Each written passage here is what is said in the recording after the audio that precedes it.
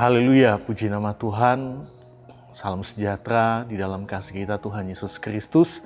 Salam jumpa lagi dalam Renungan 79, keluarga jemaat GPDL Sadai Magelang. Tuhan Yesus memberkati kita semua. Mari sama-sama kita akan menikmati kebenaran firman Tuhan yang saat ini saya beri tema berkat dari hikmat. Kita akan melihat dalam Amsal pasal 3 ayat 13 sampai ayat yang ke-18. Saya baca firman Tuhan. Amsal 13 sampai ayat yang ke-18. Demikian firman Tuhan. Berbahagialah orang yang mendapat hikmat, orang yang memperoleh kepandaian, karena keuntungannya melebihi keuntungan perak dan hasilnya melebihi emas. Ia lebih berharga daripada permata. Apapun yang kau inginkan tidak dapat menyamainya. Umur panjang ada di tangan kanannya, di tangan kirinya kekayaan dan kehormatan. Jalannya adalah jalan penuh bahagia, segala jalannya sejahtera semata-mata. Ia menjadi pohon kehidupan bagi orang yang memegangnya. Siapa yang berpegang padanya akan disebut berbahagia. Bapak, Ibu, dan saudara-saudari yang diberkati Tuhan, firman Allah sangat mendorong kita untuk sungguh-sungguh mencari hikmat, dan orang yang menemukan dan memiliki hikmat itu, dia adalah orang yang berbahagia. Karena hikmat itu sangat berharga. Jadi lewat Salomo, firman Allah mendorong kita cari hikmat, temukan dan miliki hikmat itu. Di dalam ayat yang ke-13 sampai ayat yang ke-15 di sana sudah dikatakan, berbahagialah orang yang mendapat hikmat, orang yang memperoleh kepandaian, karena keuntungannya melebihi keuntungan perak dan hasilnya melebihi emas. Ia lebih berharga daripada permata. Apapun yang kau inginkan tidak dapat menyamainya. Jadi kita lihat betapa berharganya hikmat itu. Betapa berbahagia orang yang menemukan hikmat dan memiliki hikmat itu. Karena ada banyak hal yang akan dikerjakan oleh hikmat itu di dalam setiap kehidupan orang percaya. Nah, kita melihat dari manakah hikmat itu datang. Kita lihat Amsal pasal 2 ayat yang ke-6. Firman Tuhan berkata, karena Tuhanlah yang memberikan hikmat, dari mulutnya datang pengetahuan dan kepandaian. Dari manakah hikmat itu datang?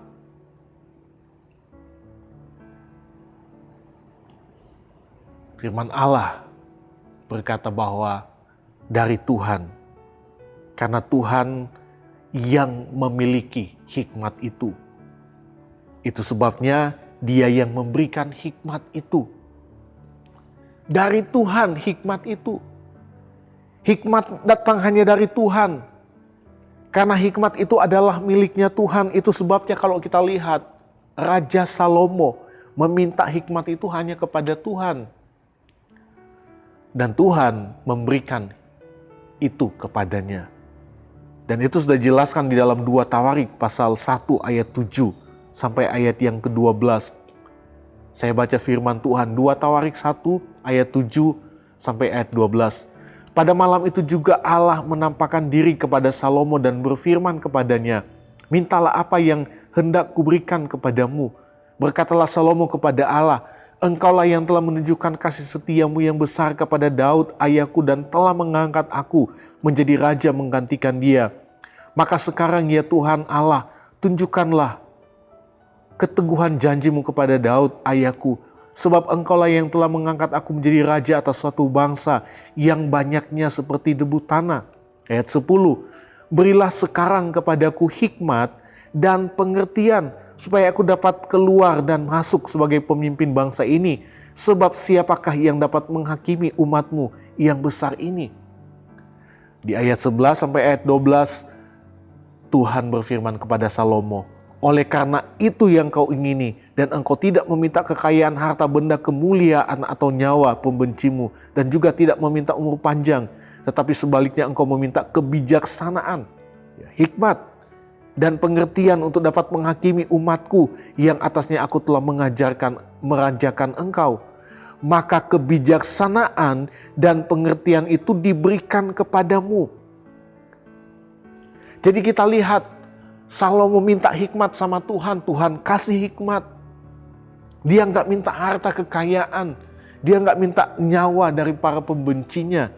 Dia minta hikmat kepada Tuhan. Ini menjelaskan betapa begitu pentingnya hikmat itu dalam kehidupan setiap orang yang percaya kepada Tuhan. Kenapa hikmat itu begitu penting?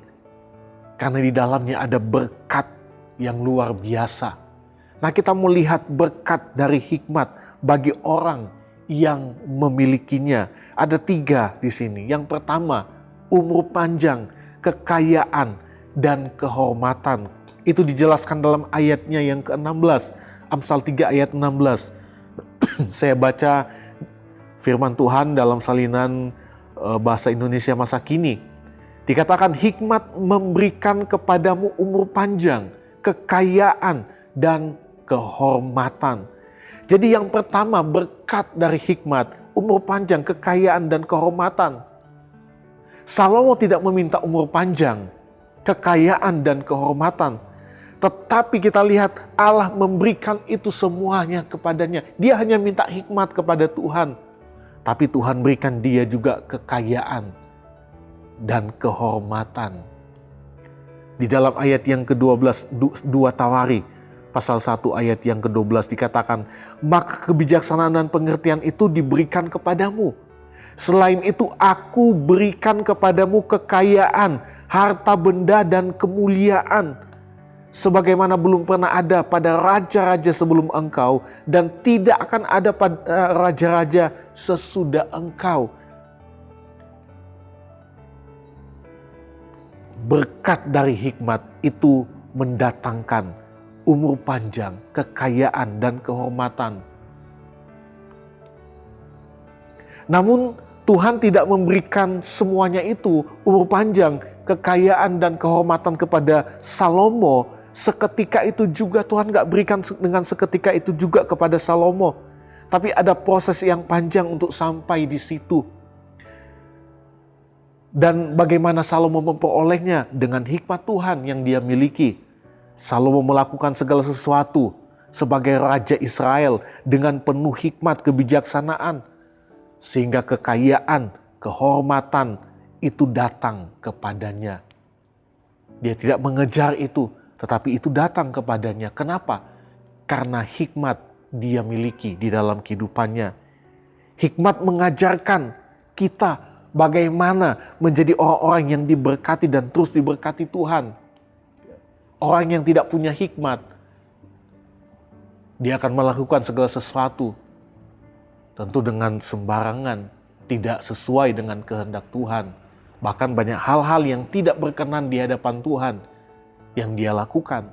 Kenapa? Karena dia tidak memiliki hikmat.